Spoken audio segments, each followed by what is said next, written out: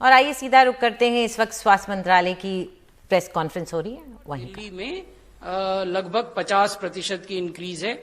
ये 50% इसलिए दिख रहा है क्योंकि अचानक दिल्ली में मृत्यु बढ़ी है। आप सब लोग अवगत हैं कि लगातार न केवल एक्टिव केसेस की संख्या दिल्ली में घट रही थी बल्कि मृत्यु की संख्या भी घट रही थी। लेकिन पिछले कुछ सप्ताहों से दोनों पैरामीटर्स पर, यानी एक्टिव केसेस के पैरामीटर पर भी और मृत्यु के पैरामीटर पे भी बढ़ोतरी हुई है। और उसको देखते हुए भारत सरकार के गृह मंत्रालय के नेतृत्व में फिर से दिल्ली सरकार के साथ एक्टिव एंगेजमेंट करके हम कदम उठा रहे हैं। दिल्ली के माननीय लेफ्टिनेंट गवर्नर के स्तर पर भी बैठकें हुई हैं। इस सप्ताह में कुछ नई गाइडलाइंस भी निर्गत की गई। सबसे पहले गृह मंत्रालय द्वारा अनलॉक 4.0 की गाइडलाइंस इशू की गई, आप सब अवगत हैं।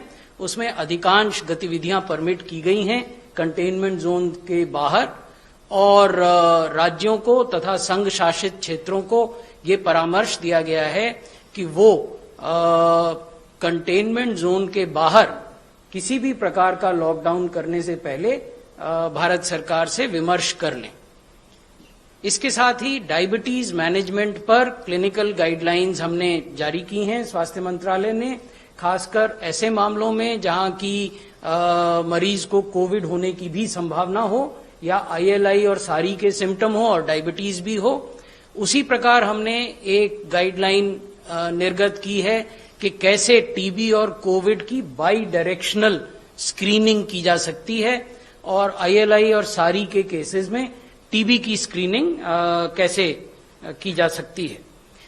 अब जो मैं अंत में आपके साथ साझा करना चाहता हूं और आपके माध्यम से सब लोगों से अपील करना चाहता हूं वो ये है कि आने वाले कुछ दिनों में हम त्योहारों के मौसम को देखेंगे। वर्तमान में हम परीक्षाओं के दौर से गुजर रहे हैं। अनेक प्रकार की परीक्षाएं कॉलेजों में, यूनिवर्सिटीज में हो रही हैं।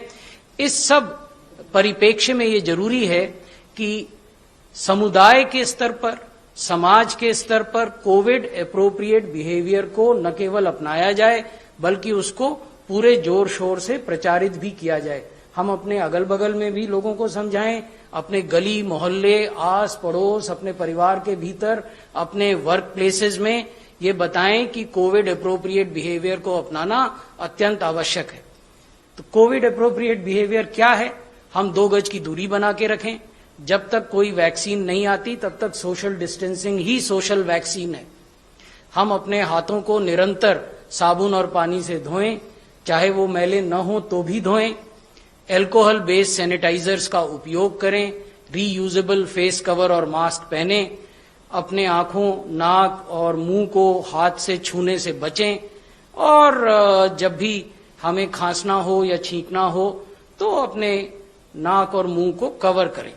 तो ये बहुत महत्वपूर्ण है। और ये इसलिए महत्वपूर्ण है कि जब आप आर्थिक गतिविधियां करते हैं या अन्य किसी प्रकार की गतिविधि करते हैं तो लोग एक स्थान पर एकत्रित होते हैं और तब ये आवश्यक हो जाता है कि सब अपनी अपनी सुरक्षा की पूरी जिम्मेवारी लें। बहुत बहुत धन्यवाद। धन्यवाद सर। अब मैं रिक्वेस्ट करता हूँ DG ICMR से, सर आप सुनना चाहेंगे? We can take the questions together. Friends, we can start with your questions. 62. Sir मेरा ये सवाल है कि जो इम्यूनिटी अगर कोई पॉजिटिव होता है उसका ठीक होता है तो इम्यूनिटी कितने दिन तक रहती है और इसको लेकर कोई सर्वे किया गया है कि कब तक इम्यूनिटी रहती है शरीर में? और वैक्सीन को लेकर अब तक किस स्टेज पर है सर? कितने कहां तक पहुंचे सर? वैक्सीन के प्रश्न का जवाब DG ICMR दे देंगे। जहां तक इम्यूनिटी का प्रश्न है, अलग अलग तरह की साइंटिफिक स्टडीज स्वास्थ्य मंत्रालय के संज्ञान में हैं, जिनमें ये कहा गया है कि 5-6 महीने से लेकर सालों तक इम्यूनिटी या एंटीबॉडीज रहते हैं।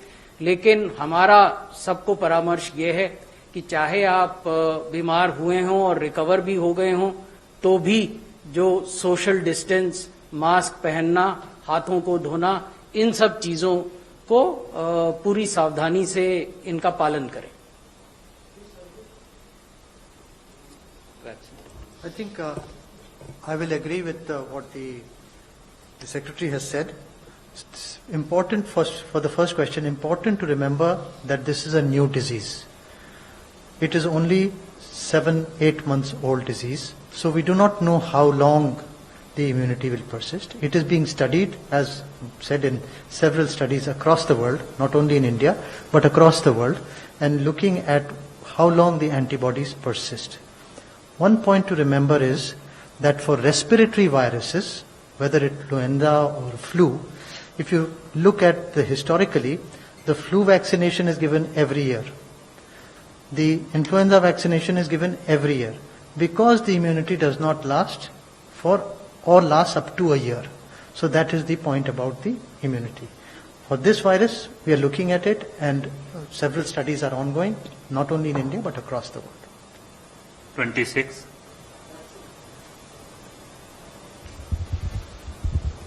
सर नितेंद्र डीडी न्यूज से बोल रहा हूँ। कई ऐसे एसिम्प्टोमेटिक पेशेंट हैं जो अचानक उनकी डेथ हो रही है, और हैदराबाद की एक इंस्टीट्यूट जो गवर्नमेंट की इंस्टीट्यूट है उनका ये स्टडी है कि एसिम्प्टोमेटिक पेशेंट में वायरस लोड ज्यादा है, तो ये कितना गंभीर खतरा है? आप सुन रहे थे हेल्थ मिनिस्ट्री की प्रेस कॉन्फ्रेंस हो रही थी, जिसमें न सिर्फ लॉकडाउन और अनलॉक के बारे में जानकारी दी जा रही थी, बल्कि क्या स्थिति उस पर भी रोशनी डाली जा रही थी।